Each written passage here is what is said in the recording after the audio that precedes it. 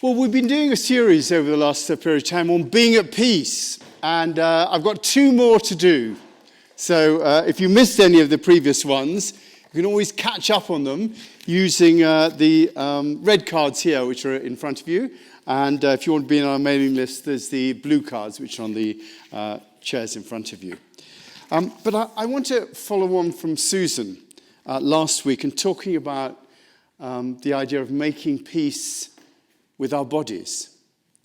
I don't know about you, but I tend to battle my body rather than being at peace with it. It's never the way that I want it to be. You know, in the past, I've gone on diets. I've tried to beat it into shape with exercise. I've been embarrassed by it. I've thought it's not good enough. I've been angry with it, you know, getting ill, you know, letting me down. And in short, you know, it seemed that it's something that, you know, I'm not happy with and always try and, you know, make it the way that I want it to be. And literally, I think that's an unhealthy attitude to have. And, you know, day to day, I find it, you know, I'm always trying to, I want to force it to sleep when I go to bed at night, you know. And, you know, I want to put food down it and try and regulate when I can take the stuff out. And alcohol intake, tiredness, medications, clothes not fitting, nails, hair, feet, and of course, the aging bit as well, you know. Sagging here and there, bits falling off and not working, and all the way trying to present my body as if it was something that I was not ashamed of. You know, we all have that going on with us all the time. And then there's the sex drive. Plato, when asked what it was like getting old and losing his sex drive, you probably all know this, he said it was a relief because it had been being like chained to a lunatic for most of his life. Chained to, having a sex drive, it's like chained to a lunatic, and now at last that chain was gradually being broken. And again, you know, our bodies often take us to places, you know, where our minds, you know, supposedly don't want them to go. You know, unhealthy appetites, drives, addictions. Although it's often more in the mind than it is the body. So I want to really look at the question, are we at war with our bodies? And it shows to me how important it is in the general idea of being at peace for us to come to terms with and be at peace with our bodies. We say that we're not our minds, and that's true, but it's harder to say that we're not our bodies. I mean, you can get, well, I'm not my mind, I'm the spirit that is within me, you know, all that stuff.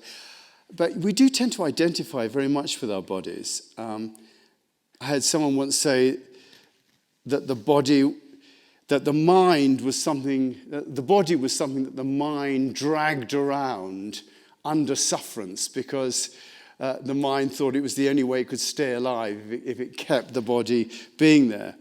And, you know, there is a sense that we do drag ourselves around a bit, our bodies. You know, Susan talked last week about the body being, and I thought it was interesting, she described the body as the ultimate expression of consciousness, that consciousness that is latent within us. And if matter is an expression of consciousness, then our bodies are that which our consciousness has chosen for us to inhabit. Our bodies are that which our consciousness has chosen for us to inhabit. The universe has chosen for us this body through which we're manifesting in the present world. So I think we better get a good relationship with our bodies. I mean, the fact is we do have a perfect relationship with our bodies at an essential level. And the evidence of the perfectness of our relationship with our bodies is the very fact that we're alive. Being alive is evidence of how perfect that relationship is. Our aliveness and the miracle of of being alive. The miracle that we're alive and in our bodies is evidence of the rightness of the relationship we have with our bodies. It's our minds that mess up our relationship with our bodies, actually. It's our minds that the mind says that the body's not good enough. It's our minds that want approval from other people for our bodies. I want to be like this person. I want my body to look like this. I want to lose weight. I want to gain weight. I want to have some work done, all that sort of stuff. It's our minds that are often at war with our bodies. So I think right now it's time we call a truce and make peace with our bodies. But the mind doesn't really want to talk to the body. The mind wants just to dictate. We just want to dictate to our bodies the way it has to be. But as Susan was saying last week, we have to listen to our bodies as well as try and dictate. Listening to our bodies, letting our bodies express themselves how they want to express themselves without the shame that goes with that. Sometimes we were talking Developing Conscious last week about when we get into anger, and we don't want to express it. But, sometimes I was saying with the kids, something will happen and, there'll be a mark on the carpet. Why did you do that? And I find myself expressing it in those ways. And they go, oh, Dad, you always shout at me and all this sort of thing. But actually, it's quite good when you just let that out and it just goes. But yet, we do sort of repress ourselves and don't let them do what they want to be. We have to love our bodies, with love being a verb, I think. To know that even if our bodies don't conform to what our minds want them to be like, we have to love our bodies for what they are. Imagine if you identified, and some people do, I know, with your partner's body. Some people do that, I'm not happy with the way you look, Could you lose some weight? Maybe go on a diet, maybe take some exercise. Have you thought of having your teeth fixed? Or maybe getting a tan, or have you thought of having some work done on your face? When you've done that, then I will love you. But as you are at the moment, well, I'm not really sure about that. I have some changes that I want to make. We never do or say that, but we do that to ourselves. We do say that to ourselves. Our unhappiness about the things. Our love of our partner, obviously shouldn't be skin deep or flesh deep. It should be on a much deeper and essential level. And I think the same is true of our bodies. Yes, we should make sure that we feed our bodies well and that we keep them healthy. But to go beyond that can be unhealthy. To force our bodies to conform to those social mores is to start to forcing them to be a certain way, even if it's not natural. And I think that is the beginning of making war on our bodies. So how do we make love to our bodies rather than making war on them? Well, I think, just as spirituality is, we said this before, the cultivation of a sensitive and rewarding relationship with eternal truth and love. So I think, when we start to love our bodies, we have to cultivate that relationship with our bodies. We have to, in a way, we have to love our bodies and cultivate a sensitive and rewarding relationship with them. We have to listen to our bodies. We have to communicate to them to find out what they like and what they don't like, to work out what feeds them and what harms them. And yes, we do have to use our minds to do that. We have to use wisdom and compassion in the way that we relate to our bodies. And we put our relationship with our bodies, we tend to put the relationship we have with other people before our relationship with our bodies. We want to be what people would like us to be rather than putting, their approval is important. To walk like the body wants to walk, like to laugh like the body wants to laugh, to express what our body wants to express without inhibitions put on by considering what's culturally acceptable. Our bodies are the cells that consciousness has made for us to express itself through. And we have to give it the love that it needs in order to express itself at the highest level. And of course, that means not putting rubbish in as well, or poisoning it, with drugs or alcohol or whatever that is, and keeping it active and alive by, taking it for a walk. It's like a dog. To take our bodies. We think about our dog's fitness often. In fact, in order to really love our bodies, to some extent, we have to differentiate ourselves from them, to treat them as we would our own children, with love and with tenderness and care. But we don't do that. We treat our bodies, funnily enough, I think, in the same way that we treat the planet, something to be used for our own gratification. They always say that, if you want to look at how consciousness humanity is operating, just look at the way that it treats the planet. And we often treat our bodies in the same way that we treat the planet, something for the mind to make in its own image, something to be possessed and controlled. So to make peace with our bodies, we have to really reset our relationship with them.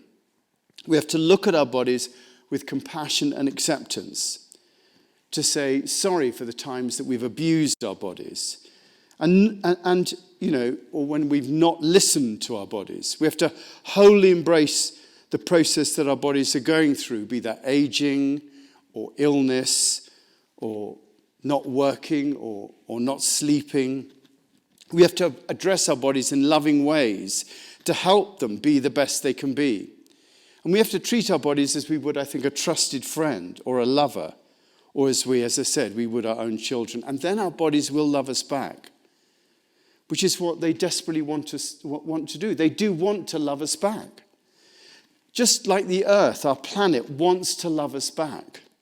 And it wants to nurture us and help us grow. But with the planet, we continually put the boot in. We take no care for it. And it rages in its hurt with wild weather and earthquakes. And I think so it is with our bodies. When we don't treat them right, they rage in pain and we suffer for it. We're not our bodies in the same way that we're not our minds, but that part of us that's not our bodies, that part of us that's not our minds, is the very part that has to look out for our bodies and our minds. And when it does so, both our bodies and minds become in harmony. And that part, when we say we're not our mind, when we say we're not our body, what we say is that we are that greater self.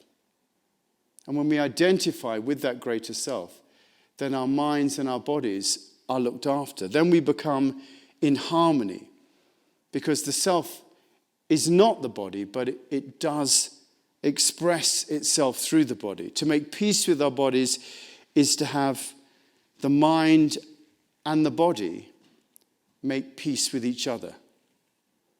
The mind and the body has to make peace with each other. And that is the gift of God. The gift of the Spirit is the mind and the body making peace with each other. A gift from that other that brought our minds and bodies into being. The no thing that completes us. The no thing, mind and body. The no thing, the mind and body. That is the true meaning of the Holy Trinity. Mind, body and spirit. In fact, did you know that today is Trinity Sunday in the church? It's always the day that pastors always get other people to come and preach because it's just too complicated. Would you like to come and preach on Trinity Sunday? But Trinity Sunday, the mind, body and spirit is the manifestation of the Trinity. And to acknowledge the spirit aspect of it enables us to put our minds and our bodies in right relationship. Interestingly enough, I want you to try this Trinity of three parts of God in an erotic relationship with each other. And really, in the mind, body, and spirit aspect of it, each part, mind, body, and spirit is in an erotic relationship with each other.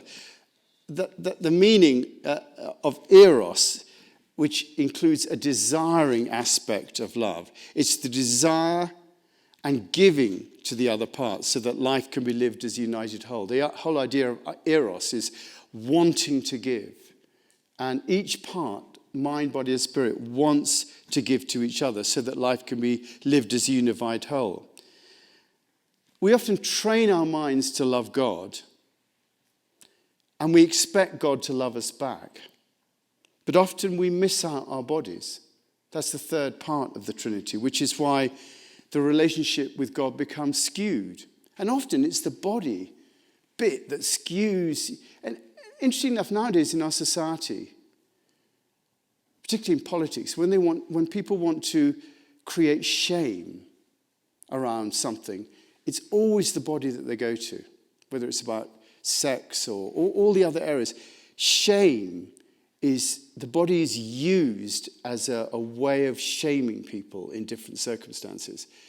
And often it's because our bodies aren't in right relationship, mind, body, and spirit. And it's one of the pitfalls of Christianity, which has demonized the body and its desires. Priests not being able to get married. I mean, how much problems has that created? And there's a demonization of that. To demonize the body is to throw the entire state out of existence. Everything goes out of whack. That's why there are these problems, because the body is a part of that Holy Trinity. And without it, the relationship with God and the mind becomes corrupted. Which is why our love of our bodies is so important in creating the harmony that's always the product of peace. Harmony is the product of peace. Harmony, from the Greek word harmon, meaning joint or accord, the coming together. To be in harmony is for the mind and the body and the spirit to be in accord. Harmony is always the product of peace. And if we feel disharmony, then we're not at peace. Often the final part of that harmony, when we're creating harmony for ourselves, is our bodies. When we feel not in harmony, we have to look to our bodies because we've forgotten them, or we treat our bodies like a misbehaving child, an inconvenience that needs to be beaten into submission. And that's often been the way of religion and the church. People flagellating their bodies, wearing weird stuff to make their bodies feel bad, not putting food in their bodies.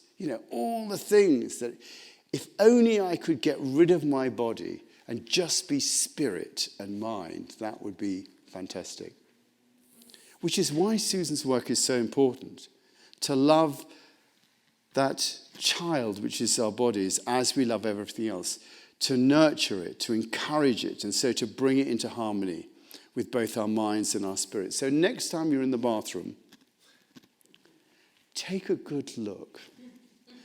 And, ask your body really what it needs in order to thrive. Your body does not need your disapproval. Love your body. It's the only one you're ever going to get. Thank you.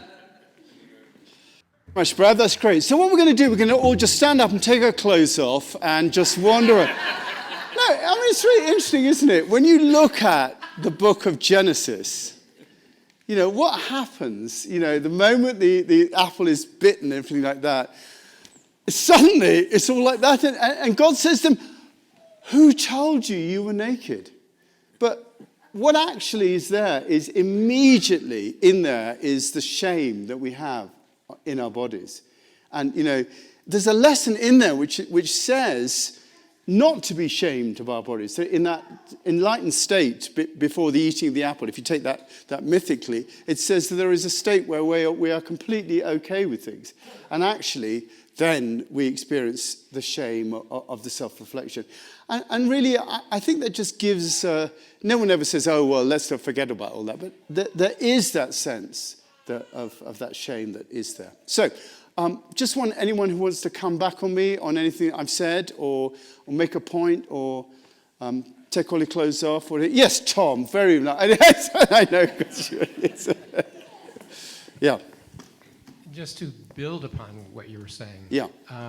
Being at peace with your body it's kind of like you were saying about being very expressive in a way that there isn't a lot of space for sometimes. Yeah. Being at home in your body incorporates the range of your feelings, your expressions. You're feeling good about your body, you're feeling bad about your body. Your relationship with it can't be just peaceful. Yeah. But being at home with the not peace as well. Completely understand that, No, that's a lovely point, yeah. So when I'm not washing up at home and having a mess in the home, that's the only trouble. But there is that, you're absolutely right. There is that feeling at home in your body. There is an ultimate peace within that, but I know exactly what you're talking about. Yeah, and it's the dichotomies. Yeah, it's the dichotomy, exactly. The yin and the yang of acceptance. It's like, you don't know if he's going to accept. Because our bodies are messy, aren't they? Right. Yeah, that's absolutely right. High maintenance. Sorry? High maintenance. High maintenance, high maintenance, they are. Anybody else? Anyone would like to say something? Body-wise. Yes, John. The saying, loving everything, love yourself the way you love everything, the body's included in yourself. Yes, that's exactly it. The body is included in yourself. That's exactly right. Yes, let's come to Diane. Thank you.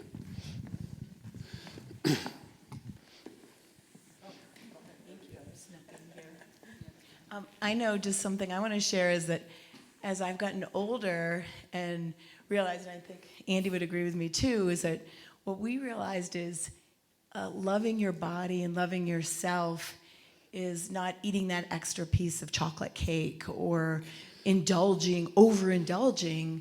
Like loving your body is sometimes being hungry and taking care of your body and feeding it well, but not overdoing things. Absolutely. And I think that, when you start thinking of things that way, that whether it's physically or mentally or emotionally, that it's more about, how do I really love myself and how can I take better care of myself? Yeah. I mean, we had that poster for Susan that said, it has a mind of its own. Learn how to use it. And we have to listen to what our body does want in terms of, sometimes being hungry is the right thing. Sometimes not taking that extra piece of chocolate. Absolutely right, I think. And then you feel so much better. You do feel better, that's right, yeah. Good. Somebody else, anybody? Just one. Oh. Yeah, go on. Just one thing. One thing that really hit the spot for me this morning from your talk was, in terms of consciousness, to think of our bodies as a manifestation of consciousness. That's kind of amazing. That makes me that fills me with a sense of awe, like for my body, like that consciousness chose to express itself as this. Makes me want to respect it. Yeah.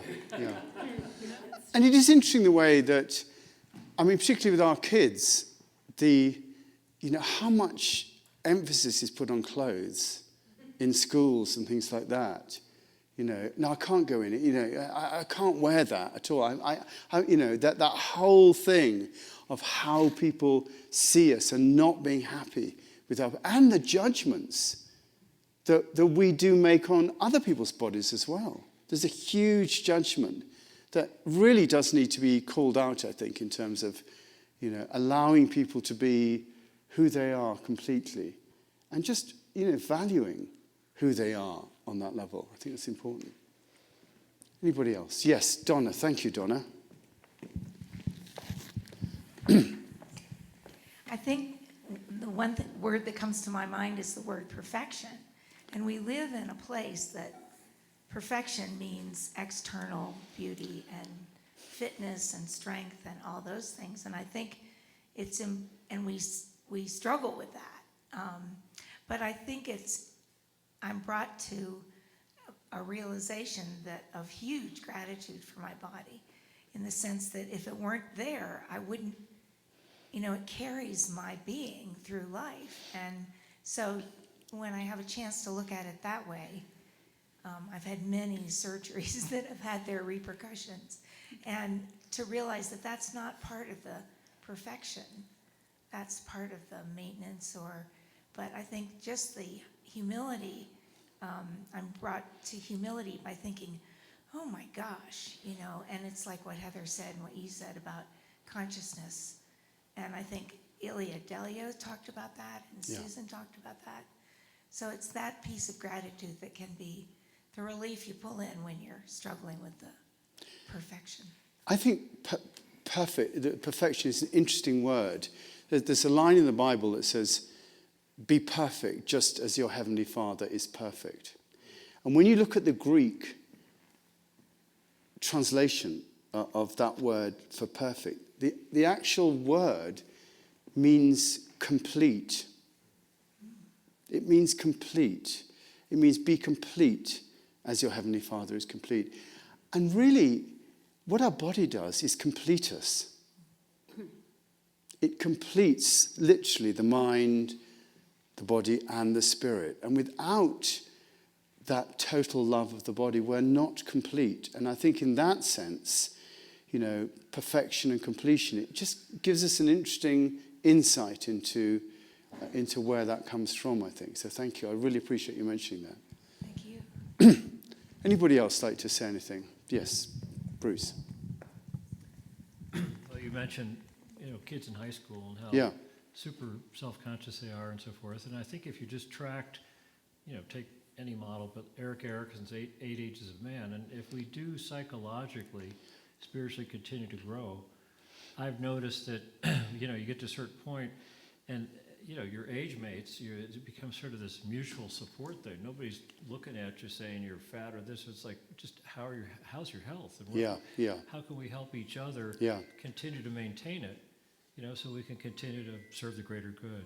And so, our relationship in theory with our bodies would change over time as we mature, if we do. I mean, there's some people that obviously get hung up on a certain hurdle, but I'd really thought of it that way before. Yeah, and that's lovely that we do become more compassionate as we get older, don't we, with other people. Yeah, that's good. Yes, Tom, thank you. I just want to add the dimension of time in the sense that peace, we think of everything mostly in our culture as now. But if you are not just at peace, but trying to expand your experience of your body by getting it in shape, there's going to be pain, which is not peaceful. But if you go through pain, and if you think in terms of time, how am I going to feel later? Hiking a mountain, or working out, or whatever, where you don't really feel like the last 10 minutes or whatever it is, and you go, later, I will feel peace, I will feel better. Yeah. Dimension of time. Yeah, I think that is important. I do also think, though, that I love that idea that I can't remember, so many guru stories, but the idea that unless we can be at peace in our discomfort, then the truth of our enlightenment is a function of how peaceful we can be in our discomfort. And I think that's really important in terms of that. Yeah, thank you. Anybody else on bodies? Where'd you get that picture? Sorry? Where'd you get that picture of all the old heavyset folks? Oh, the picture. Oh, yeah. Where did I get the picture from that was on the, did you see the picture? It's Beryl Cook. She's an English illustrator. And she does illustrate things like that. I just thought it was so perfect because they were all having tea. If you haven't looked at it, look at it. And they're all having tea, and there was just no awareness of anything at all, which I thought was just a lovely idea. And she actually specializes in painting pictures like that. That was why that was like that. Yes. Yes, Yvonne. How nice to see you, Yvonne. To add to what Heather was saying, I was reading this morning Hildegard von Bingen, and she said, the soul is not in the body. The soul what? The soul is not in the body. The body is in the soul. And I thought, it struck me for some reason, and I just kept thinking about it. That's fantastic. Yeah, the soul is not in the body. The body is in the soul. That's it, really, isn't it? That's it as we luxuriate in our bodies. Yes, Donna, are you going to come and... I just wanted to say, please don't refrain from nourishing your body downstairs because we have a lot of food. Yeah, and all lovely food, yes. Yes, but we want to feed our bodies as well. Thank you, Donna. So thank you. I really appreciate the conversation. I mean, it's so important to be able to discuss these things, I think, really. Great. So now we're going to have our offertory now. And so if you're in the room and you feel so moved, just come empty your wallets into this particular, lighten your load into this particular tray there. Or you can use the QR code, and which Peggy tells me is the quick response code. That's where it comes from. If you want to know where QR came from, it's quick response. So, okay, thanks for Peggy for that. And anyway, if you're online, the donate button is the one to press, and that will take you straight through to the website, and you'll be able to make your donation there. So.